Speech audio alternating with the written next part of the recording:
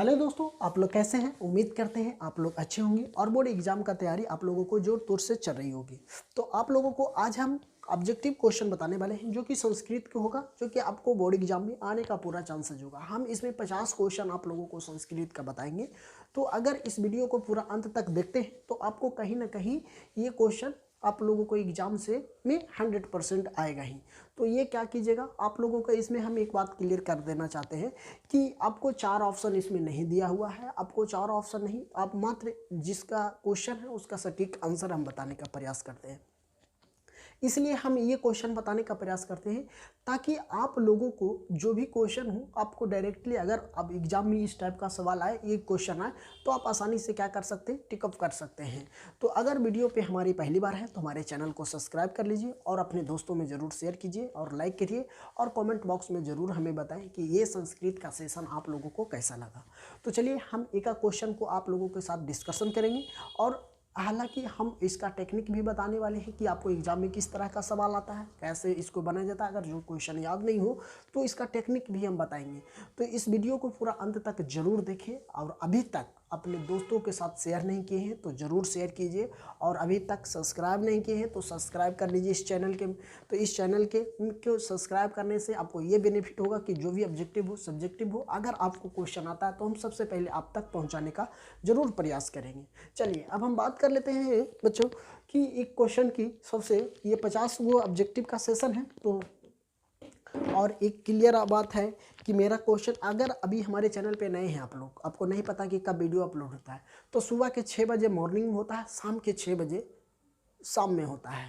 तो आप लोग इस समय 2 गो वीडियो मेरा पर डे रेगुलर चलता है। तो आप हम यही वाइट बोर्ड पे ही आप लोगों को पढ़ाते हैं, तो आप वहाँ से भी देख सकते हैं। चलिए अब बात कर लेते हैं फर्स्ट क्वेश्चन की। तो मेरा फर्स्ट क्वेश्चन ये है कि मंगलम पाठ में कुल कितने मंत्र थे। जो मंगलम पाठ की बात करता है कि मंगलम पाठ में कितने कुल मंत्र थे, तो मंगलम पाठ में 5 मंत्र थे। कितना मंत्र थे? 5 मंत्र थे। मंगलम पाठ में कितने मंत्र थे? तो 5 थे। अब कह रहा है ना, हिरण्यम पदम दृष्टा सह मंत्र किस उपनिषद से उपदित थे? किस उपनिषद से? तो ईसा क्या था? ईसावासीय उपनिषद थे। ईसा उपनिषद वासियों से ये उपनिषद सम्मिलित थे। अब कह रहा है ना, नेक्स्ट तीसरा क्वेश्चन कर रहा है, पाटलिपुत्रा वैभव पाठ में किस शहर का वर्णन किया गया है? पाटलिपुत्रा वैभव पाठ में किस शहर का क्या किया गया है, वर्णित किया गया है? तो पटना को। हम पाटलिपुत्रा के ही बात कर लेते हैं तो समझिए पटना को ही प्राचीन नाम था। पहले प्राचीन नाम पाटलिपुत्रा हुआ करता था, अब इसका नाम बदलकर क्या हो गया? तो पटना हो गया है। चलिए नेक्स्ट क्वेश्चन है, दामोदर गुप्त ने किस काव्य की रचना की थी? करा दामोदर गुप्त ने किस काव्य की रचना की थी? तो किस काव्य की रचना की गई थी? तो कुट नियमतम को। क्या है इसका आंसर? क्या हो जाएगा हमको कि कुट, यहाँ पे आंसर हमको हो जाएगा कुट, यहाँ हो जाएगा कुट नियमता, यही मेरा हो जाएगा आंसर। ठीक है। अब यहाँ पे नेक्स्ट क्वेश्चन है कि पटना का इतिहास कितना वर्ष पुराना है? आपको से ये सवाल पूछा जाएगा कि पटना का इतिहास कितना वर्ष पुराना है? तो 2,500 वर्ष पुराना है। कितना? 2,500 वर्ष पुराना है। चलिए नेक्स्ट क्वेश्चन है कि आलस पाठ के रचनाकार कौन थे? जो आलस पाठ के रचनाकार की बात कर रहा है, तो आलस पाठ के रचनाकार विद्यापति थे। कौन थे? तो आलस पाठ के रचनाकार थे विद्यापति। अब यहाँ नेक्स्ट है कि नीतिकार आलस को क्या मानते थे? नीतिकार आलसियों को क्या मानते थे? तो शत्रु मानते थे। क्या मानते थे बच्चों? तो शत्रु मानते थे। तो इस टाइप का आपका इसी टाइप से सवाल आपको एग्जाम में पूछा जाएगा। तो ये सब क्वेश्चन आप लोगों को बहुत ज़्यादा इंपॉर्टेंट होगा। चलिए क्या है, वीरेंद्र कैसा था? जो वीरेंद्र थे वो कैसा थे? तो दानशील थे। क्या थे? दानशील हुआ थे। कौन थे? तो कैसा थे? तो दानशील थे। नेक्स्ट है कि सर्व शुक्ला सरस्वती किसकी उक्ति है? कह रहा है सर्व शुक्ला सरस्वती किसकी उक्ति है? तो डांडी की। किसका? तो डांडी की। किसका है? तो डांडी का। अब यहाँ नेक्स्ट क्वेश्चन है, जनक की सभा में शास्त्रीय अर्थ कुशल कौन थे? कह रहा है जनक की सभा में शास्त्रीय उथक सर कि शुक्ल कौन थी? तो गौर गुरुगो थे। कौन थे? तो गा गुरुगो हुआ करते थे। कौन थे? तो गार गुरुगे थे। कौन थे? तो गार गुरुगे थे। अब यहाँ नेक्स्ट क्वेश्चन की बात कर लेते हैं। तो मेरा नेक्स्ट क्वेश्चन है यहाँ से कि गयोत्र देवा पुरुष शुक्ल अवतार यह पद किस पुराण से उद्भव थे? तो विष्णु पुराण से थे। किससे थे? तो विष्णु पुराण से थे। किससे थे? तो विष्णु पुराण से थे। कह रहा है भारत में भूमि कैसी है? भारत की भूमि कैसी है? इस टाइप का सवाल आपसे एग्जाम में पूछा जाएगा कि भारत की भूमि कैसी है। तो भारत की भूमि की बात करते हैं तो विशाल है। क्या है? विशाल है। भारत की भूमि कैसी है? तो विशाल है। नेक्स्ट है कि संस्कार कितनी है? तो संस्कार की बात कर लेते हैं। तो संस्कार कितना है? तो संस्कार 16 है। संस्कार कितना है? तो संस्कार 16 है। नेक्स्ट है कि अनंत दृष्टि संस्कार कब होता है? तो मरण प्रांत के बाद, मरने के बाद। क्या होता है? मरण प्रांत की बाद होती है ना। नेक्स्ट क्वेश्चन है पानी ग्रहण किस संस्कार में होता है? पानी ग्रहण किस संस्कार में होता है? तो विवाह संस्कार में होता है। किस में होता है? तो विवाह संस्कार में होता है। किस में होता है? तो विवाह संस्कार में होता है। चलिए अब यहाँ से नेक्स्ट क्वेश्चन देख लेते हैं कि कहाँ से। चलिए अब यहाँ का रहा है साहित्य ग्रंथ में केशव संस्कार कहाँ का नमस्कार है? कह रहा है ना साहित्य ग्रंथि में केशव संस्कार का नामांतरण क्या है? तो गोदहन है। क्या है? गोदहन हो जाएगा। मेरा आंसर क्या हो जाएगा? गोदहन हो जाएगा। चलिए यहाँ से देख लेते हैं कि नीति श्लोक पाठ किस ग्रंथ से संकलित है? कह रहा है नीति श्लोक पाठ किस ग्रंथ से संकलित है? तो किस ग्रंथ से संकलित है? विदुर नीति से। किसे? तो विदुर नीति से ये संकलित है। चलिए यहाँ नेक्स्ट है अपनी उन्नति चाहने वाले को कितने दोषों को त्याग देना चाहिए? कह रहा है जो अपनी उन्नति चाहते हैं, अगर अपनी उन्नति चाहने वालों को कितना दोषों को त्याग देना चाहिए। मतलब कि आप उन्नति अगर आप चाहते हैं कि आगे बढ़ना चाहते हैं तो आपको कितना दोषों को, जो आपको पास दोष है उसको क्या करना चाहिए? त्याग देना चाहिए। लेकिन आपको इस बुक से लिया गया क्वेश्चन है तो इसमें 6 था। कितनी थी? तो 6 दोष की बात कर रहा है। तो 6 दोष था, उसको त्याग करने की बात कर रहा है। यहाँ नेक्स्ट क्वेश्चन है रूप की रक्षा किससे होता है? रूप का रक्षा किससे होता है? तो रूप की रक्षा की बात करते हैं तो रूप का रक्षा मृत्युंजया से था। किससे था? मृत्युंजया से। हम बात कर लेते हैं मृत्युंजया से था। किससे था? मृत्युंजया से था, है ना, रूप की रक्षा करने की। कर रहा है ना। नेक्स्ट क्वेश्चन है भिखना टोला कहाँ है? भिखना टोला गांव कहाँ पे है? तो भिखना टोला गांव कहाँ पे था? तो भिखना टोला गांव बिहार में था। कहाँ था? बिहार में था। बिहार के कौन सी शहर की बात करते हैं? तो बिहार के पटना शहर में था भिखना टोला गांव। चलिए अभी जिसको हम भिखना पहाड़ी के नाम से जानते हैं। चलिए दलित ग्रामीण पुरुष की कथा कौन है? कह रहा ना दलित ग्रामीण वासियों पुरुष की कथा कौन है? तो करमवीर कथा है। कौन है? करमवीर कथा है। चलिए नेक्स्ट है कि स्वामी दयानंद कौन थे? स्वामी दयानंद कौन थे? तो स्वामी दयानंद सामाजिक द्वारक थे। क्या थे? समाज सुधारक थे। क्या थे? समाज सुधारक थे। तो कौन थे? स्वामी दयानंद ने। अब यहाँ नेक्स्ट क्वेश्चन है कि आर्य समाज का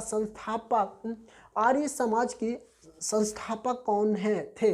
तो आर्य समाज की संस्थापक की बात करें तो आर्य समाज की संस्थापक दयानंद से, स्वामी दयानंद ने। कौन थे? स्वामी दयानंद ने थे।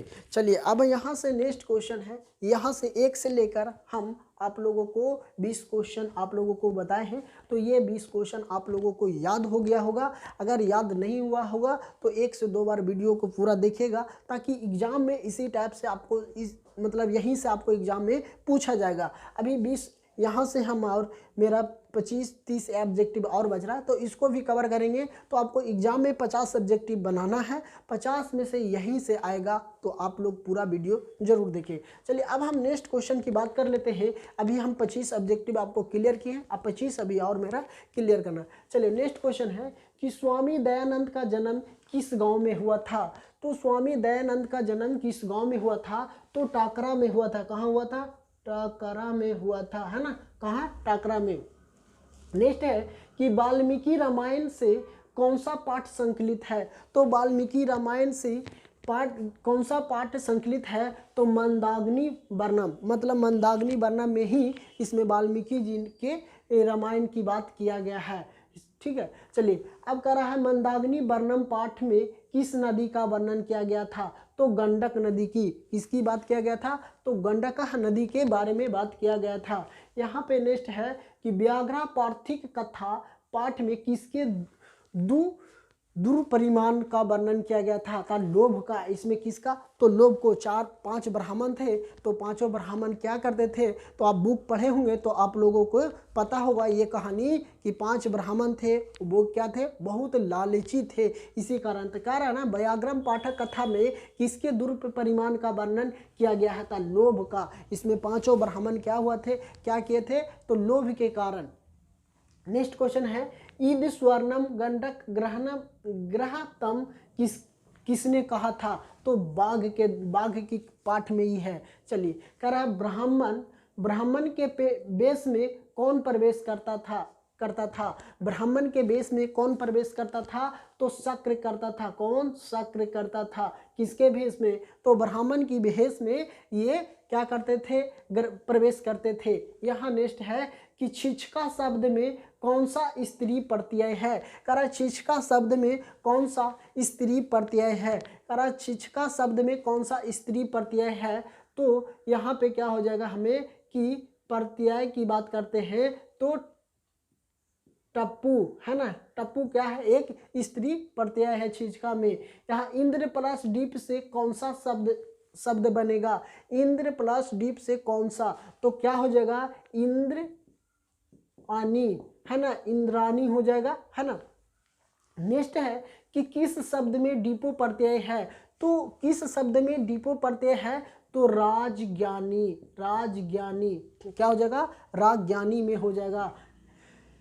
नेक्स्ट है कि स्वतंत्रता इस सूत्र के रिक्त क्या कह रहा, स्वतंत्रता ... इस सूत्र के रिक्त स्थानों की पूर्ति उचित शब्द में करे, तो कर्ता हो जाएगा। क्या हो जाएगा, हमको कर्ता की बात कर रहा है। नेक्स्ट है कि क्रिया विशेषण में कौन सा विभक्ति होती है।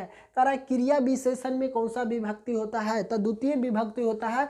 क्यों, क्योंकि क्रिया विशेषण की बात कर रहा है तो जो काम करने की बात करता है उसमें क्या लगता है, द्वितीय विभक्ति। क्या होगा, द्वितीय होगा। चलिए हिमालय गंडक प्रभावित कहाँ हिमालय पद से पंचम विभक्ति का सूत्र बताइए। तो पंचम विभक्ति का सूत्र पूछ रहा है तो हमें हो जाएगा भावुः प्रभाषय, है ना, भावुः प्रभाषय हो जाएगा। चलिए कह रहा है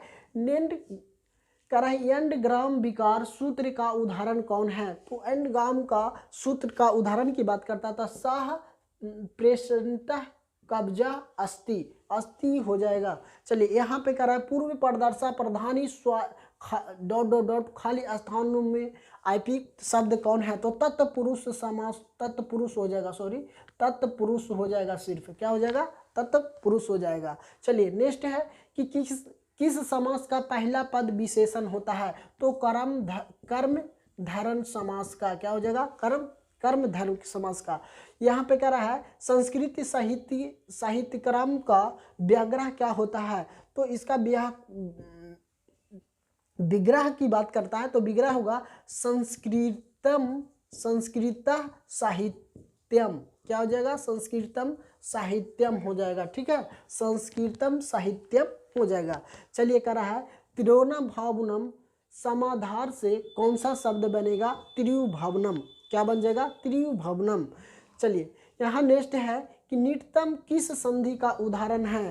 तो नित्यम की बात कर रहा तो नित्यम स्वर्ग संधि का उदाहरण है। क्या हो जाएगा, स्वर संधि का उदाहरण है। चलिए अब मेरा नेक्स्ट यहाँ पे 4 क्वेश्चन और बच रहा है। 4 क्वेश्चन की बात कर लेते हैं। तो करा नगरम अस्तित्व ने कौन सा शब्द बनेगा, तो नागरा नागरे श्यम बन जाएगा। चलिए ठीक है। अब करा गुण संधि का उदाहरण कौन होगा, तो गुण संधि का उदाहरण हो जाएगा, गुण संधि का उदाहरण हो जाएगा नीलोपंतम। क्या हो जाएगा, नीलोपंतम हो जाएगा। चलिए बृहत्तम का विच्छेद संधि विच्छेद कीजिए। तो बृहत्तम का संधि विच्छेद की बात करता है तो ब्रीस प्लस एवं हो जाएगा ब्रीसम। चलिए अब यहाँ नेक्स्ट क्वेश्चन है कि किस शब्द का प्रत्यय प्रा उपसर्ग नहीं है। तो प्रा उपसर्ग की बात कर रहा है, तो जिस शब्द में प्रा का जिसमें प्रकारा हो जाएगा, प्रभावा हो जाएगा, परिमाणा हो जाएगा, इसमें कौन सा प्रत्यय लग रहा है, तो प्रा प्रत्यय लग रहा है। तो जिस शब्द में प्रा का प्रयोग होता है उसे हम प्रा से ही प्रा उपसर्ग बोलेंगे। चलिए ठीक है। तो अभी 1 से लेकर हम 50 ऑब्जेक्टिव आप लोगों को कंप्लीट कराए हुए हैं। तो आई होप आपको इस वीडियो पसंद आया होगा। अगर वीडियो पसंद आया होगा तो चैनल पे अगर हमारे नए हैं तो हमारे चैनल को सब्सक्राइब कर लीजिए। अभी तक हमारे चैनल को दोस्तों में शेयर नहीं किए तो हमारे चैनल को अपने दोस्तों में ज़रूर शेयर कीजिए। बाकी फिर मिलते हैं आप लोगों के बीच नए कक्षा में। Thank you.